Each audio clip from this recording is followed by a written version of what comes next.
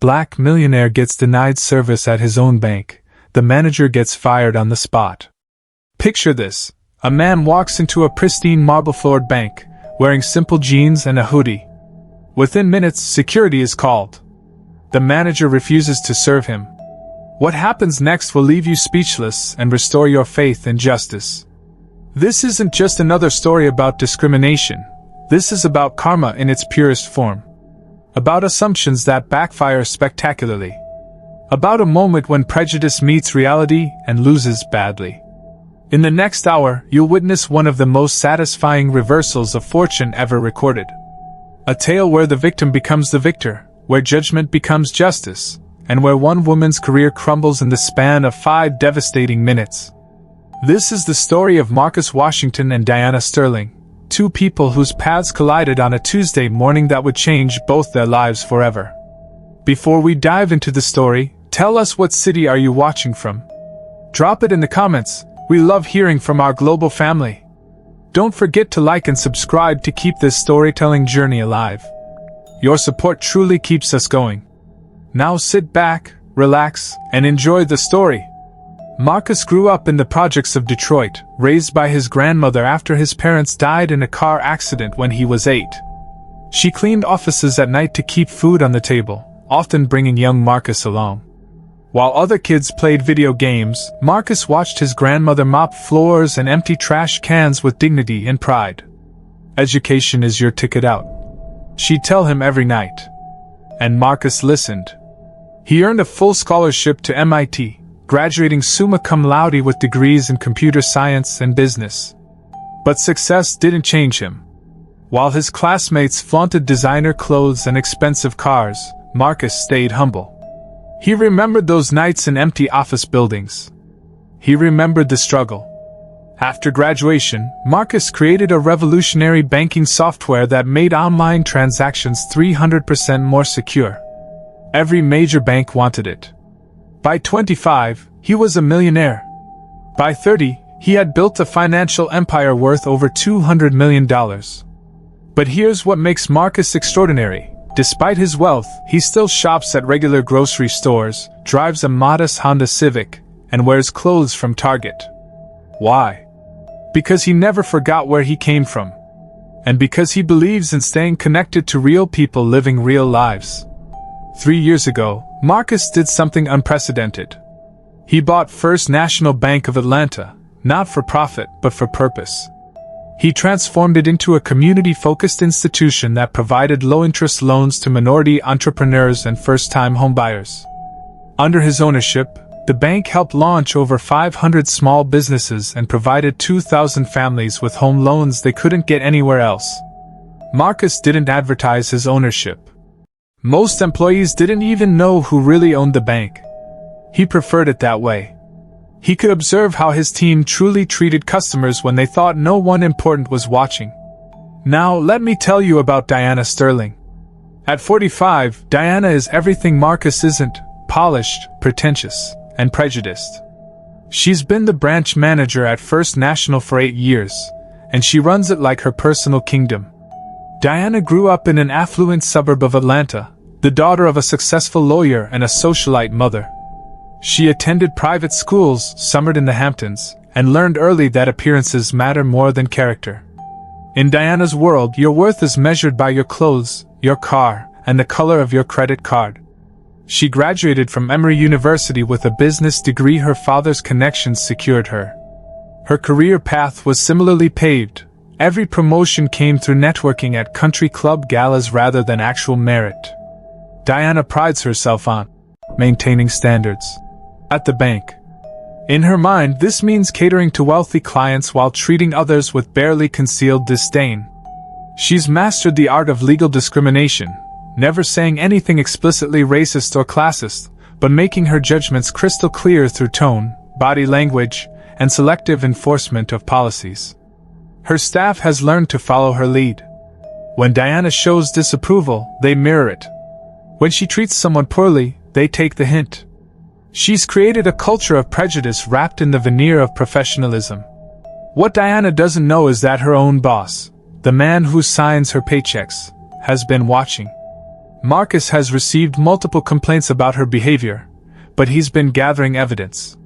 He believes in giving people chances to change. Today, that patience will be tested to its limit. Tuesday, March 15th starts like any other day at First National Bank of Atlanta.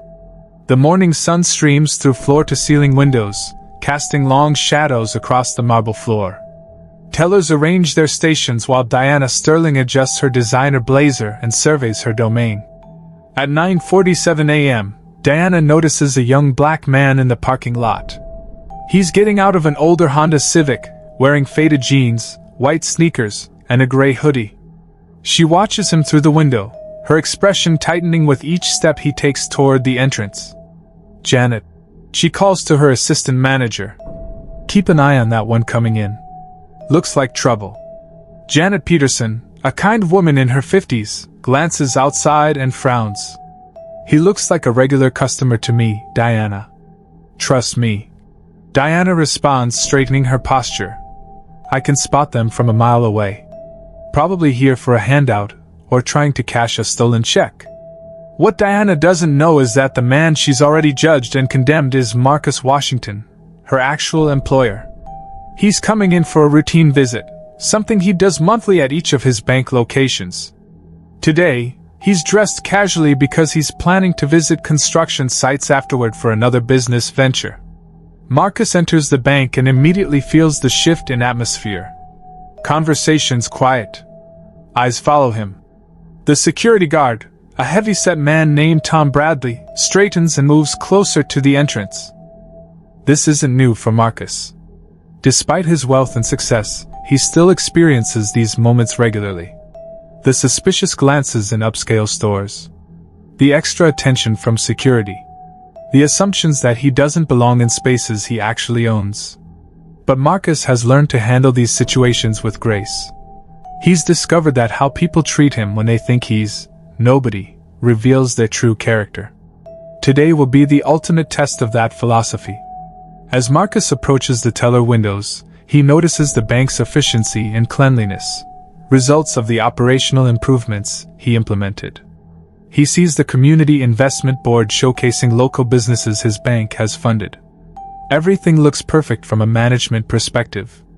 But he's about to discover what lies beneath the surface. Diana Sterling watches Marcus's every move, her mind already crafting justifications for whatever action she's planning to take. In her experience, young black men in casual clothes who enter her bank fall into predictable categories.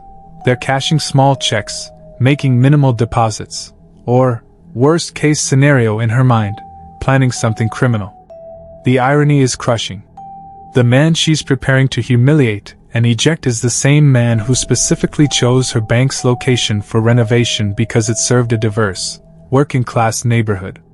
Marcus wanted to ensure that people who looked exactly like him would feel welcome and respected here. Instead, he's about to experience the exact opposite. The stage is set for a confrontation that will expose the ugly truth about assumption and prejudice. In the next few minutes, Diana Sterling will make decisions that destroy her career and reveal the true character of everyone in this building. Marcus approaches the customer service desk, unaware that he's walking into a trap of bias and discrimination that will ultimately spring back on his accuser with devastating consequences. Marcus approaches the customer service area with a confident, but humble demeanor that has served him well throughout life. He needs to make a substantial business deposit and wants to discuss expanding services for local entrepreneurs, routine business for a bank owner, potentially suspicious activity for someone who's already been prejudged. Good morning, Marcus says to the first available teller, a young woman named Sarah Mitchell. I need to make a deposit and discuss some business account options. Sarah, only 6 months into the job, glances nervously toward Diana's office. She's been trained to flag unusual transactions, but she's never been explicitly told what that means. The sideways looks from her colleagues and Diana's obvious attention to this customer make her anxious. What kind of deposit? Sarah asks, her voice slightly trembling. Marcus pulls out his business checkbook. It's a business deposit. About $47,000. The number stops conversation at nearby stations. Sarah's eyes widen. In Diana's office, the manager stands up sharply, her radar now at full alert. I need to see multiple forms of ID for anything over 10,000. Sarah stammers, though she's never enforced this rule strictly before. Of course, Marcus replies patiently, producing his driver's license and business identification card. He's been through these routine countless times at other banks. He understands the protocols, even when they're selectively applied. Diana Sterling can't contain herself any longer. She strides out of her office, her heels clicking authoritatively against the marble floor. Her face carries the expression of someone about to handle a situation. Is there a problem here? Diana asks, though her tone makes clear she expects there to be one. No problem at all, Marcus responds evenly. Just making a business deposit. Diana examines his identification with theatrical scrutiny, holding each document at arm's length as if it might contaminate her. She studies every detail, looking for any discrepancy that might justify her suspicions. Washington Construction Solutions, Diana reads aloud. Never heard of it. We're a newer company, Marcus explains calmly. We focus on affordable housing development and commercial renovation. The truth is, Washington Construction Solutions is one of Marcus's subsidiary companies, recently launched to help rebuild struggling neighborhoods. The business is legitimately registered, fully licensed, and already contracted for 3 major projects. But Diana's mind is made up. In her worldview, young black men don't own construction companies worth $47,000 deposits. They certainly don't speak with Marcus's educated confidence, or carry themselves with his quiet authority. Sarah, Diana says, never taking her eyes off Marcus. We need to verify this deposit through our enhanced security protocols. Enhanced security protocols don't exist. Diana is improvising, creating barriers that she's never applied to other customers. Sarah looks confused but doesn't dare question her manager publicly. I understand security is important, Marcus says, maintaining his composure. What specifically do you need to verify? Diana senses his calm confidence and finds it irritating rather than reassuring. In her experience, people trying to deposit stolen or fraudulent checks get defensive when questioned. Marcus's unflappable demeanor doesn't fit her narrative, so she doubles down. We need to confirm the source of these funds, Diana states with manufactured authority. This amount requires additional documentation. I have the invoices and contracts right here, Marcus offers, reaching for his briefcase. That won't be necessary, Diana snaps quickly. We need to make some phone calls first. What Diana is really doing is buying time while she figures out how to justify turning him away. She's convinced something is wrong, but she can't identify what. Marcus's documentation appears legitimate, his demeanor is professional, and his explanation is reasonable. These facts irritate her rather than reassure her. Meanwhile, other customers are beginning to notice the commotion. An elderly white gentleman with a significantly larger deposit waits behind Marcus, growing impatient. Diana has never subjected him to enhanced scrutiny, despite his larger transaction amounts. The double standard is becoming obvious to everyone except Diana herself. How long will this verification take? Marcus asks reasonably. As long as necessary, Diana replies curtly. Security is our top priority. Marcus nods patiently. He's dealt with discrimination before, but he's curious to see how far this will escalate. As a bank owner, he's also gathering valuable information about how his management team handles situations when they think no one important is watching. The next phase of this confrontation will reveal just how deep Diana's prejudices run, and how spectacular her downfall will be. What happens next transforms a simple banking transaction into a masterclass in how prejudice escalates when left unchecked. Diana Sterling, now fully committed to her assumptions, begins a series of actions that will haunt her for the rest of her career. Tom, Diana calls to the security guard. I need you over here. Tom Bradley, a 52-year-old former police officer, approaches reluctantly. Unlike Diana, Tom has actually been trained to assess real security threats. Marcus displays none of the behaviors that would concern an experienced security professional. "What's the situation?" Tom asks quietly. Diana leans in, speaking in a stage whisper clearly intended for Marcus to hear. "Large cash deposit.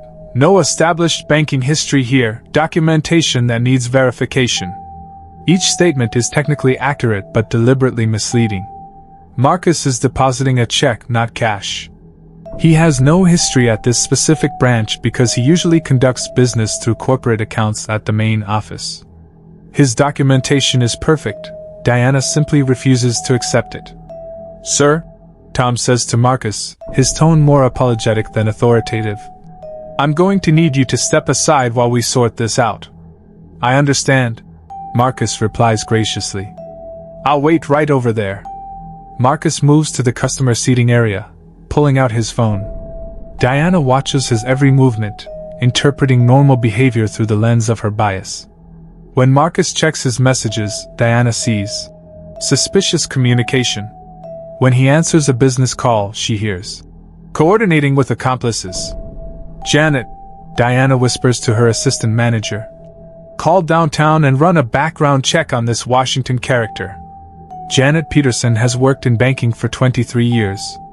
She's seen real fraud attempts, money laundering schemes, and actual criminal behavior. Marcus displays none of these red flags. "Diana," Janet says carefully, "everything about his transaction appears legitimate. Maybe we should just—" "Janet," Diana interrupts sharply. "Are you questioning my judgment?" The threat in Diana's voice is unmistakable. Janet has a mortgage, 2 kids in college, and retirement plans that depend on keeping this job. She backs down, but her discomfort is obvious. While Diana orchestrates her investigation, Marcus observes the bank's operations. He watches how different customers are treated, noting patterns he'll address in future staff meetings. An elderly white woman approaches Sarah's window with a large cash deposit. No ID requests. No background checks. No security consultations. The contrast is stark and documented in Marcus's mental notes. 20 minutes pass. Diana has made several phone calls to verify information she could have confirmed in 5 minutes. She's hoping Marcus will become frustrated and leave, solving her problem, without direct confrontation. Instead, Marcus remains patient, occasionally chatting pleasantly with other waiting customers. His calm demeanor only increases Diana's suspicion. In her mind, innocent people should be more agitated by this treatment. "Ma'am," Marcus finally approaches Diana's desk. "I have other appointments today. Can you give me a time frame for when this verification will be complete?" Diana looks up from her computer with barely concealed hostility. "Sir, banking security takes as long as it takes. If you're in such a hurry, perhaps you should conduct your business elsewhere." The suggestion is clear: leave voluntarily, and we can avoid further unpleasantness. "I'd prefer to complete my business here," Marcus responds politely. "This bank has an excellent reputation in the community." The irony is profound. Marcus is complimenting the institution he owns to the woman who's discriminating against him. Diana's frustration boils over. Nothing is working according to her plan. Marcus won't get angry and provide justification for removal. His documentation won't reveal fraud. His background check comes back clean. Her enhanced security theater is falling apart.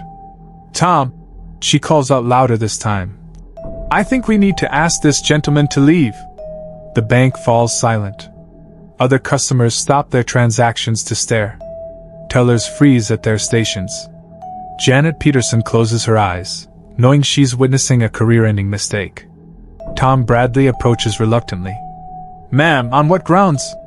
Diana realizes she's trapped.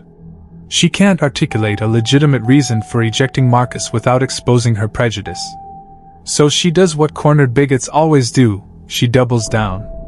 Suspicious behavior, incomplete documentation, and failure to cooperate with security protocols. Each accusation is demonstrably false, but Diana hopes her authority will carry the day. Marcus stands slowly, maintaining his dignity even as the situation spirals into public humiliation. He's about to speak when Diana makes the fatal error that will destroy everything she's built. The bank has become a theater of tension, with every employee and customer now witness to Diana Sterling's spectacular display of prejudice. What she doesn't realize is that she's about to cross a line that will transform her from manager to cautionary tale in a matter of minutes. "Sir," Tom Bradley says reluctantly, "I'm going to have to ask you to leave the premises." Tom's 23 years in law enforcement have taught him to recognize both real threats and manufactured ones. Marcus Washington represents no danger to anyone, but Tom also recognizes the politics of workplace survival. Diana Sterling holds his employment in her hands. "I understand your position," Marcus tells Tom quietly. "You're doing your job." Then Marcus turns to Diana, his voice still calm but carrying new authority. "Ma'am, I'd like to speak with the bank owner or regional manager about this situation." Diana's eyes flash with triumph. In her mind, Marcus is making desperate threats he can't back up. She's dealt with difficult customers before who claimed they'd take their business elsewhere, or report this to corporate. Empty threats from powerless people. "The owner doesn't take meetings with walk-in customers," Diana states with satisfaction. "And I am the highest authority at this location." The statement hangs in the air like a challenge to fate itself. "I see," Marcus responds, pulling out his phone. "Then perhaps I should make some calls." "You can make all the calls you want from outside this building," Diana snaps, her professionalism finally cracking completely. Tom escorts him out. As Marcus heads toward the exit, he notices Janet Peterson watching with tears in her eyes. He gives her a small, reassuring nod that she doesn't understand but will remember forever. "This is a disgrace," calls out Mrs. Henderson, an elderly black woman who's banked here for 15 years. "That young man did nothing wrong."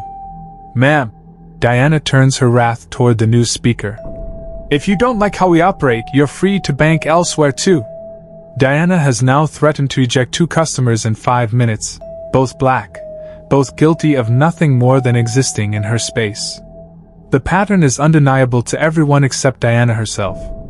Marcus pauses at the door and turns back one final time. "Ma'am, I want you to remember this moment. Remember how you treated me, and remember what you said. You'll understand why very soon." Diana interprets this as the impotent rage of someone who's been put in their place. "Is that a threat, sir?" "No, ma'am," Marcus replies with quiet dignity. "It's a promise." The door closes behind Marcus with a soft click that sounds like thunder in the silent bank. Diana Sterling stands in the center of her domain, surrounded by shocked employees and disturbed customers, completely unaware that she has just humiliated her own boss in front of his entire staff. Outside in the parking lot, Marcus sits in his Honda Civic for a moment, processing what just happened.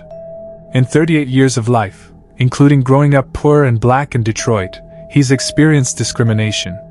But being ejected from his own bank by his own employee reaches a new level of irony. He pulls out his phone and makes a call. "Jennifer? This is Marcus. I need you to prepare immediate termination paperwork for Diana Sterling at the Atlanta branch. Yes, today. And arrange for an emergency staff meeting at 2 p.m. We have a serious problem that needs addressing immediately." Jennifer Martinez, Marcus's Director of Human Resources, has been waiting for this call for months. The complaints about Diana's behavior have been piling up, but Marcus insisted on giving her chances to change. Today, those chances ran out. "What happened?" Jennifer asks, though she can guess. "She just threw me out of my own bank," Marcus says with grim humor. "Accused me of fraud, called security, and had me physically escorted out. All for trying to make a business deposit. Jesus, Marcus. I'm so sorry." "Don't be sorry. Be ready. This is going to be a teaching moment for everyone." Back inside the bank, Diana is basking in the afterglow of what she considers a victory. She's shown her staff how to handle difficult situations and maintain the bank's standards. In her mind, she's protected the institution from potential fraud and demonstrated strong leadership. "Well," she announces to the room, "I think we all learned something about vigilance today." Janet Peterson stares at her manager in disbelief. 23 years in banking, and she's never seen anything like this. A customer with legitimate business, proper documentation, and professional demeanor ejected based on nothing but appearance and prejudice. Diana, Janet says carefully, "Are you sure we handled that correctly?" Diana's face hardens. "Janet, if you're not comfortable with how I manage this branch, perhaps you should consider whether this is the right workplace for you." 2 ejection threats in one morning. Diana Sterling is on a roll that's about to crash into reality with devastating force. The clock on the wall reads 11:43 a.m. In approximately 2 hours and 17 minutes, Diana Sterling will discover that the young man she humiliated and ejected is the owner of every branch in the First National Bank network, including the building she's standing in. The countdown to career destruction has begun. At 1:47 p.m., Diana Sterling sits in her office, reviewing the morning's events with satisfaction. She's written a detailed incident report describing her professional handling of a potential security threat. In her version, Marcus Washington was suspicious, uncooperative, and potentially dangerous. She's already convinced herself that her discrimination was actually heroism. Her computer chimes with a calendar notification. Mandatory staff meeting 2 p.m. conference room, all personnel required. Diana frowns. She hasn't called a staff meeting, and her assistant Janet claims she didn't schedule one either. A quick check reveals the meeting was arranged by regional management, which is odd because regional managers usually coordinate through Diana first. Probably some corporate presentation about new policies. Diana mutters, gathering her notebook and pen. At 1:58 p.m., Diana enters the conference room to find her entire staff already assembled. 12 employees sit around the polished table, their faces displaying various combinations of confusion, anxiety, and anticipation. "Does anyone know what this meeting is about?" Diana asks, taking her seat at the head of the table. Before anyone can answer, the door opens. 2 people enter, Jennifer Martinez, a woman Diana doesn't recognize, and behind her, Marcus Washington. The same Marcus Washington who was escorted out of the bank 3 hours earlier. But now he's wearing a tailored navy suit, Italian leather shoes, and the quiet confidence of someone who belongs in boardrooms. Diana's world tilts sideways. Her first thought is that Marcus is here to file a complaint with whatever regional manager called this meeting. Her second thought, arriving with the force of a freight train, is far more terrifying. "Good afternoon, everyone," Marcus says, his voice carrying the natural authority Diana noticed but dismissed that morning. "I'm Marcus Washington, owner and CEO of First National Bank." The silence in the room is absolute. Janet Peterson's hand flies to her mouth. Sarah Mitchell, the young teller, stares in horror. Tom Bradley, the security guard, closes his eyes in recognition of the catastrophe he was forced to participate in. Diana Sterling's face drains of all color. Her notebook slips from nerveless fingers and hits the floor with a sound like a gunshot. "This morning," Marcus continues, his voice calm but carrying undertones of steel, "I visited this branch as I do monthly, intending to conduct routine business and observe our operations. Instead, I experienced something that has never happened to me in 15 years of banking. I was discriminated against, humiliated, and physically ejected from my own building." Diana tries to speak, but no sound emerges. Her mouth opens and closes like a fish pulled from water. "Ms. Sterling," Marcus says, finally making direct eye contact with the woman who destroyed her career 3 hours earlier, "would you care to explain to your colleagues why you had the owner of this bank forcibly removed from the premises?" The question hangs in the air like an executioner's blade. Every person in the room understands they're witnessing a career ending in real time. Diana finally finds her voice, though it emerges as a strangled whisper. I didn't know, you didn't identify yourself." "Ms. Sterling," Marcus interrupts gently, "I shouldn't have to identify myself as the owner to receive basic courtesy and professional service. Every customer deserves what you denied me today." The truth of that statement lands like a physical blow. Diana Sterling, in trying to justify her treatment of Marcus Washington, has just admitted that she provides different levels of service based on her personal judgments about customers. Furthermore, Marcus continues, your behavior this morning violated not only basic human decency but also federal anti-discrimination laws, bank policies, and professional standards. You created a hostile environment for customers and staff alike. Jennifer Martinez steps forward with a manila folder. The termination paperwork is already prepared. Diana Sterling's 8-year reign as branch manager is about to end in the most humiliating way possible, fired by the man she tried to have thrown out of his own bank. The conference room feels like a courthouse where judgment is being rendered. Diana Sterling sits frozen, her mind struggling to process the impossible reality unfolding before her. Let me tell you what I observed this morning. Marcus continues, his voice maintaining professional calm while delivering devastating truths.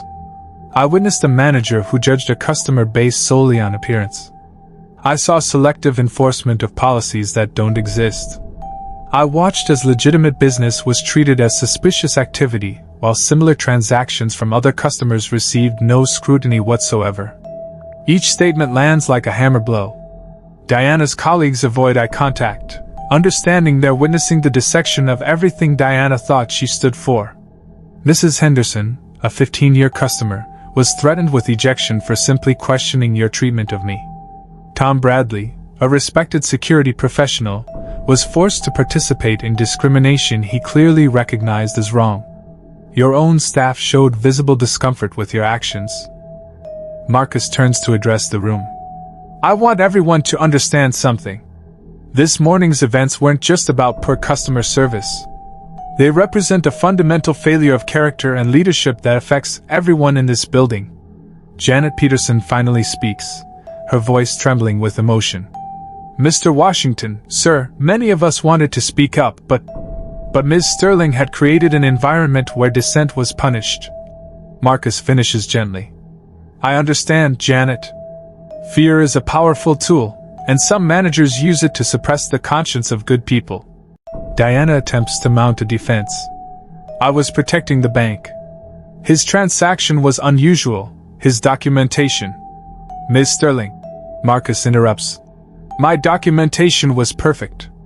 My transaction was routine. What was unusual was your assumption that a young black man couldn't legitimately conduct substantial business at a bank. The words hang in the air like an indictment. Diana's mouth opens to deny the racial component, but everyone in the room recognizes the truth. Let me share something with you.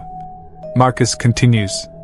I bought this bank 3 years ago specifically to serve this community. I've invested millions in programs to help minority entrepreneurs and first-time homebuyers.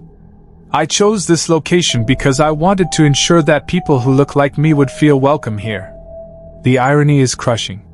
Diana Sterling has spent 3 years working for a black man while discriminating against black customers, never knowing that her prejudice was being observed and documented by her own employer. Under my ownership, this bank has funded over 500 small businesses and provided 2,000 families with home loans. We've won community service awards and recognition for inclusive banking practices. This morning, Ms. Sterling, you violated everything this institution stands for. Jennifer Martinez opens the manila folder. Diana Sterling, you are terminated from your position effective immediately. Security will escort you to collect your personal belongings. Diana finally explodes. This is ridiculous. I did my job. I protected this bank. You can't fire me for following security protocols. Ms. Sterling, Marcus responds with devastating calm. You created security protocols on the spot to justify your prejudice. You applied different standards to different customers based on race. You threatened loyal customers and created a hostile work environment. Any one of these actions would justify termination. Together, they make your dismissal inevitable. The reality crashes over Diana like a tsunami. Her career, her reputation, her financial security, all destroyed by 30 minutes of prejudice that seemed so justified in the moment. Furthermore, Jennifer adds, due to the discriminatory nature of your actions, this termination will be reported to regulatory authorities and will appear on your permanent employment record. Diana Sterling's banking career isn't just over, it's over forever. No reputable financial institution will hire her after this. I want everyone else to understand, Marcus addresses the remaining staff, that this is not about blame or punishment. This is about learning and growing. Ms. Sterling's actions this morning provide a teachable moment for all of us. The transformation is complete. The woman who thought she was protecting the bank from an undesirable customer has been revealed as the actual threat to everything the institution represents. Diana Sterling, once the undisputed authority figure in this building, is now just another person being escorted out by security. The same security she weaponized against her own boss just hours earlier. As security escorts Diana Sterling from the building she once ruled, the conference room remains silent. 12 employees sit processing the most dramatic reversal of fortune they've ever witnessed. Marcus Washington takes Diana's former seat at the head of the table, but his demeanor is that of a teacher, not a conqueror. I know this is shocking, he begins. You've just watched someone lose their career in a matter of minutes. But I want you to understand why this happened and how we prevent it from happening again. Janet Peterson, now the senior employee present, speaks first. Mr. Washington, sir, I owe you an apology. I should have spoken up this morning. Janet, Marcus responds gently. You were in an impossible position. Diana had created a culture where questioning her judgment meant risking your job. That's on her leadership, not your character. He addresses the room. Everyone here followed Diana's lead this morning because she held power over your livelihoods. But I want you to understand something important. Real authority comes from doing the right thing, not from holding the right position. Sarah Mitchell, the young teller, raises her hand tentatively. Sir, what should we have done differently? Excellent question, Sarah. First, every customer deserves respectful treatment regardless of appearance. Second, our security protocols should be applied consistently, not selectively. Third, when something feels wrong, trust that instinct and find a way to speak up. Marcus pulls out his phone and shows them photos from earlier in the day. This morning, I visited our Buckhead branch dressed exactly as I was when I came here. Know how I was treated there. The manager personally handled my transaction, offered me coffee, and asked about expanding our community programs. The contrast is stark. Same owner, same clothes, same transaction. Completely different treatment based on the character and training of the staff. Tom, Marcus addresses the security guard. I know you were uncomfortable this morning. In the future, if you believe a manager is making a mistake, you have my personal authorization to contact regional management directly. Tom Bradley nods gratefully. Thank you, sir. I've never been put in that position before. And you handled it as professionally as possible given the circumstances. Marcus acknowledges. For the next hour, Marcus transforms the conference room into a classroom. He shares stories from other branches, discusses unconscious bias, and outlines new training programs. Most importantly, he establishes new channels for employees to report concerns without fear of retaliation. I'm promoting Janet Peterson to branch manager, Marcus announces. She has the experience, the character, and the respect of her colleagues. Janet, are you ready for this responsibility? Janet wipes away tears. Yes, sir. And I promise you, nothing like this morning will ever happen again under my watch. I believe that completely, Marcus responds. As the meeting concludes, Marcus makes one final point. Diana Sterling isn't evil. She's a product of assumptions and biases that our society teaches us. Her mistake was letting those biases dictate her actions and then doubling down when challenged. We all have prejudices. The difference is what we do when we recognize them. Over the following weeks, the story of what happened at First National Bank spreads throughout Atlanta's banking community. It becomes a cautionary tale about the dangers of discrimination and the importance of treating every customer with dignity. Diana Sterling, meanwhile, struggles to find employment. Her termination record follows her to every interview. The woman who once held authority over others now understands what it feels like to be judged and dismissed based on others' assumptions. 3 months later, she writes a letter to Marcus Washington. Mr. Washington, I know I have no right to ask for your forgiveness, but I need you to know that I understand now what I did to you was wrong. Not just professionally wrong, but morally wrong. I've spent 3 months learning what it feels like to be judged by appearance and assumptions. I'm ashamed of who I was that day, and I'm working to become someone better. I don't expect a response, but I needed to say this. Diana Sterling. Marcus reads the letter twice, then files it away. Forgiveness is a process, and accountability is part of growth. Diana Sterling's journey toward understanding has begun, but it's her journey to take.